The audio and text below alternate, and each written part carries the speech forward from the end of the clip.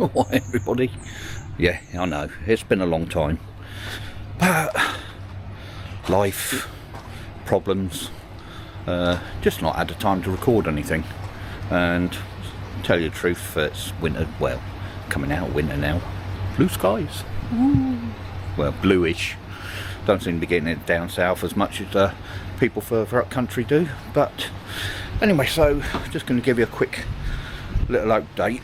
So yeah, air source heat pump, if you remember last time, was playing up, and I don't know whether you can hear in the background there, but it is working. Got to say a big thank you to the guys up at Heat Pumps for Pools. Brilliant guys. You know, what they don't know about air source heat pumps for swimming pools or homes and stuff like that isn't worth knowing.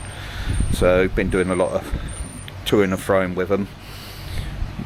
There is possibly a problem with the inverter board. Yeah, it remains to be seen, but if there is, then yeah, we can get that covered. But there did seem to be a problem also with the flow switch. Now on the outlets of the air source heat pump, so inlet is at the bottom, outlet at the top, and then you've got a little lever, and as the water goes, it pushes the lever up and it says if there's enough flow. So that was chucking up a fault on there saying flow switch protection, and it was just cutting out, and that baffled me a little bit as to why that was going. Now I've had it happen in the past, and drum going off. I've had it in the past where it's it's cut out, and I've unscrewed the outlet pipe connection, got a hose and just sprayed it. You can sometimes get a build up of biofilm on there, and it just affects. So I've done all that. Nothing happened. So a few conversations and that, like he says, close your bypass down, see what happens. And the bypass was all set up, it was all running perfect before, so I couldn't sort of see what I'd done. But yeah, close the bypass down, and yeah, spin you around. Ooh. We're running. Now I don't know whether you can see, I'll have a little look down there, but can you see the air bubbles coming out of the outlets there? So I've got the two outlets, the upper and the lower, and both. Try and zoom in a bit for you if I can. Okay.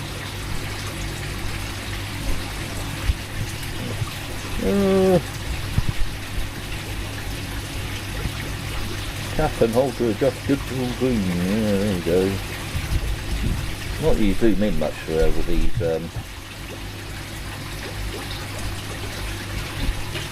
But there you go. So you can see the air bubbles coming out there. So obviously air in the line. So obviously the flow's not getting all the way through to the heat pump. So take it back out. And I'll take you down to my pipe work. So as you can see, there's the 20,000 pump down there, and comes out, goes up, and that goes round, and then that goes into the air source heat pump, and then the return is there, and then there's the bypass. Now obviously we're pushing uphill, in-ground pond, filter pit. So obviously my thinking is water always takes the path of least resistance. So you know, they obviously weren't pushing up enough. So I mean, I was running the pump at 10,000 litres, it's 20,000 pump. So I had it running at 55%, and that drops down to 30% at night. I was always giving a little bit of rest at night, also saving electric. But yeah, obviously that seemed to have caused a problem in the port, and the water was taking the path of least resistance, unfortunately for me. So I'm shut the bypass down. I've whacked the pump up to 20,000. And I've got a 10,000 berry pump on there as well that's supplying the shower. So on paper that's 30,000 litres. The drum's only supposed to handle 25,000, but by the time you take into account all the bends and pushing uphill and all that stuff, I'm probably not, you know, I'm probably nowhere near 30,000. I'm probably up around about, in total, probably about 25,000 litres per hour.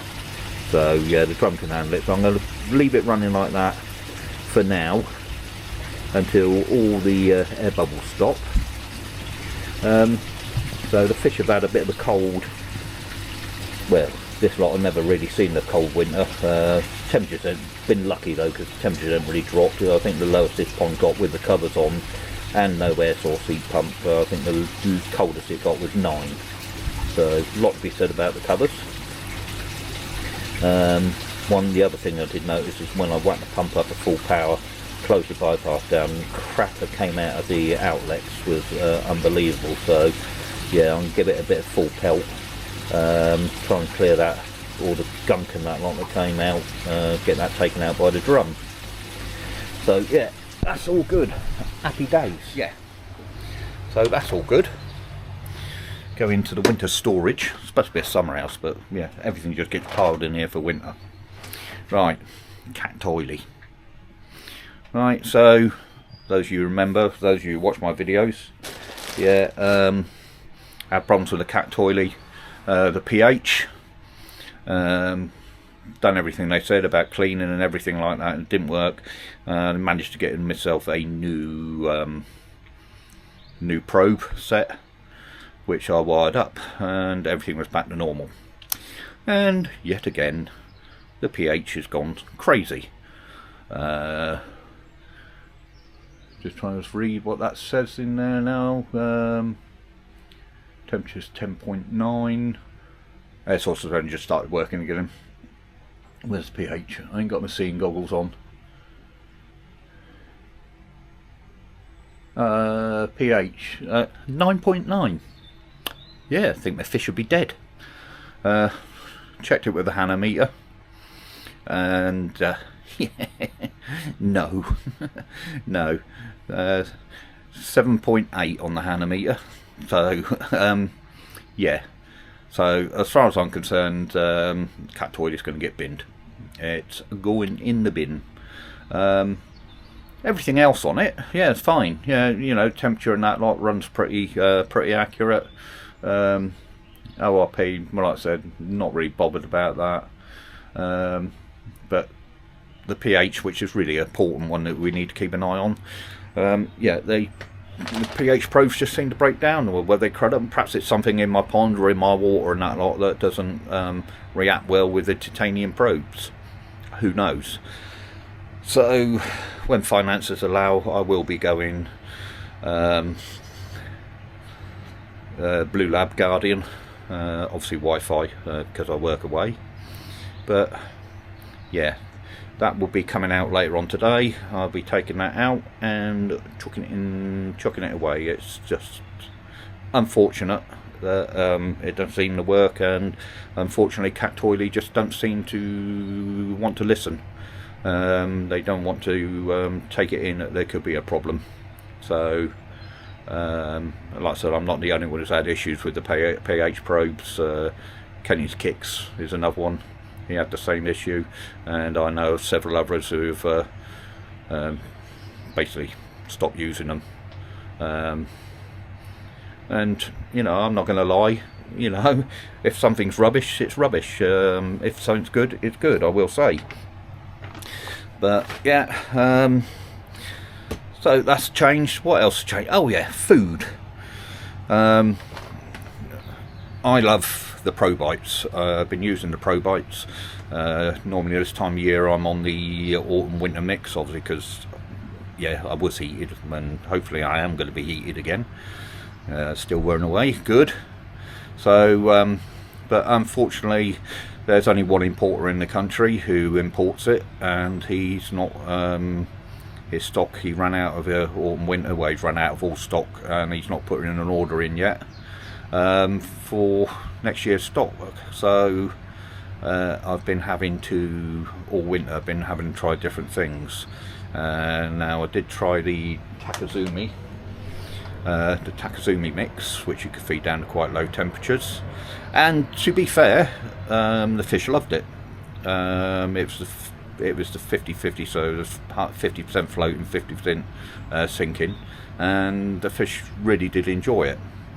Now, but to be fair, there was quite a bit of mess with it, a lot of waste on the floor. Now,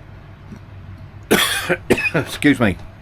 Now, there will always be, when you change fish foods, it takes, because of different ingredients, things like that, it can take a while for your fish's digestive system to get used to it. And when you change food, start off with, you probably find you will get a lot of mess, but after a few weeks on it, that should settle down, and you know, it should sort of give you a true reading of what it's like. But the Takazumi, like I said, I got through 10 kilos of that, and yeah, the mess never improves. Yeah, but like I said, fish loved it. They done well with it. They look healthy on it. It was just the mess on the pond. Just swipe to unlock screen so I can see what I'm doing. Sorry about that. So, but yeah. So yeah, apart from the waste, yeah, it was quite good food. But I heard a lot of ravings about the new food out on the system. So got the Koi Swim 360. So that stuff. Yeah, there's a lot of people raving about it, and that, like, and for the price point, you can't really sort of like not give it a go if you're trying it. So it's the Nutrimare Koi Swim 360, all season complete feed. So you feed it all year round. You don't swap and change. Went for the floating, trying it. Now, whether it's because I've not had the air source heat pump and the temperatures did go down quite low for my pond, like I said, 9 was the lowest I got. They're feeding, they're taking the food, but they're not over it. They're not all over it, not like they are normally with the Pro Bites or even the Takazumi when I was feeding the Takazumi. Whether they got used to having some sinking in there with the Takazumi, and that's what they're looking for now, I don't know. But yeah, I will see what happens once the temperatures come up a bit. I'm just going to bring it up to 12 to start with. I've still got bubbles coming out of there. I still can't believe there's that much air in the system. But spin you around, look, there you go. So they're happy enough, but they don't seem to be smashing the food. So hello, Chad. Look at the Dainenchi Kaku underneath there. Really impressed with that, getting some really good growth out of that. But yeah, they there's Kirsty, and there's the Gimrin shower that I got. That's growing nicely as well. Yeah, they're not smashing it. They're not going crazy for it. They'll come up and they'll have a couple of mouthfuls, and then most of it will float around on top for a little while until they decide to sort of like finish it all off. They're not sort of like going at it hell for leather, but I will keep you informed about that one. I did do a blanket weed treatment as well, because I was getting a bit of blanket weed. I need to get a new air bar in front of the skimmer, because that one's just yeah, useless. It bungs up. It gets bunged up quite easily. But I refuse to pay the price of these new ones that are out there. That sort of like the foamy sponge ones. Ridiculous koi tax on them. But I will find an alternative, or I'll make my own. But covers will stay on for a little while. We'll due another cold spell later on this week. But I'll do a bit of underwater footage for you, and I'll come back to you once all these bubbles have stopped, and we'll see if I can lower it back down, and the air source heat pump keeps lower the speed of the pump back down. I'll leave the bypass closed for now. I will check the inlet outlet readings on the air source heat pumps to make sure that they're good enough difference between them, and I'll see if the air source heat pump keeps running without a F02 code inverter board fault. Hopefully it was all linked and I haven't got a problem now, and if that's the case I can put the air source heat pump totally back together. I was having problems where the motor wouldn't start, but that fired up first time and I turned it back on. So yeah, we'll see how we get going. So I will catch you all in a little while. So, been a busy day since I last left you. Right, so what have I been doing? Follow me. Right, so been doing a bit of a clearance, turning around. So yeah, in the garden. Still got to lift that out, cut that all down. Got to lift that out, getting rid of that. We're not happy with the flowers on that hydrangea, so that is going. Tying out the ferns, got to dig out that stump down there, cutting everything back, clearing space. Still got to trim this acer up. So what you do when the shoots appear, you can just cut off the dead ends, and if you've got any long whippy acers, like the one out on the over there, take it over and show you. So you got one, so you got any acers that chuck out long whips like that, now's the time of year you can trim these off while you can see what you're doing. Won't harm the acers if they're established, so you can just cut off any whippiness to help shape your acers. This one's not too bad. There's a few I've got to cut off of here. This is the one that goes out over the pond, obviously. Little one that's been overwintering down there. He's got to be planted, because that's where the where I cut down the God, what is it called? A nice smelling one, but that just went too wild. That one I've already trimmed up, but yeah, it's just all a bit of gardening, bit of stuff in the house. Been to the garden centre. Got myself a bargain. So this is another acer. That's all the debris from when I trimmed it up. A lot of it was on the dead side. This is the Baihu, Acer Baihu, so you can see the yellow, and then the newish growth is sort of like a pinky colour. And when the leaves come out, it's the same. They're sort of like a yellowy green colour, and then they tinged with this sort of like orangey pink on the edge of the leaves. But like I said, in the garden centre I had all this debris. And it was up for a fair bit of money for what it was, and went to him and said, yeah, most of it's dead, we'll have to do a lot of pruning and that lot, and he said, yeah, give us a tenner. It's one of these small independent garden centres. So bargain. But anyway, so yeah, pond. Air source heat pump has worked okay. It's heated up. Obviously it's not kicked in because it's fairly warm. I've only raised it up to 13 degrees. I was at 11, so I only raised it 2 degrees. So I will wait later when it cools down a bit. But it's been several hours since I spoke to you last, and I'm still getting bubbling. Yeah. See if I can spin you around, see if you can see you. Sun's going down now, but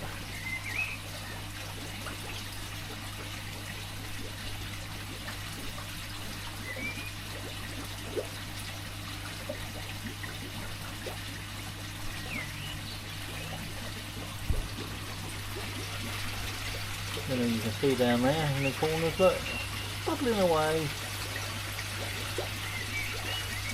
Fish are looking a lot happier for food. Yes, I know, they've just been fed. They're just having food, and they had their first bit of mealworm for the year as well. And now they're looking for more because now the temperature's come up a bit. But yeah, so got all the bubbling going on. And so I was trying to, the only thing that said to me that is it's either a hell of an airlock in the system and it ain't cleared all the bubbling out, or I'm sucking air in. Now my logic said if I'm sucking air in that we'll be having water come out as well, because if it's under pressure, which it is, because it's obviously from the pump side into the SRC pump and then coming out again on the return to the pond, so it's under high pressure. That's 20,000 litres an hour, and that's pushing. I thought if there's a pinprick sucking air in, then I'll be seeing water coming out, squirting out or somewhere. So I've traced all the lines, I lift up the deck, check the pipe to work going up to the SRC pump, and there is nothing. But yeah, so I don't know. Anybody got any ideas? Let me know. So as you can see, the fish are looking healthy, happy, and wanting to be fed again. Well, they're not. They might have a little bit just before I close the hatch down, but yeah, so do a little bit of underwater footage for you anyway. Well, I've already done it, so you'll see that at the end, and I'll catch you in a minute.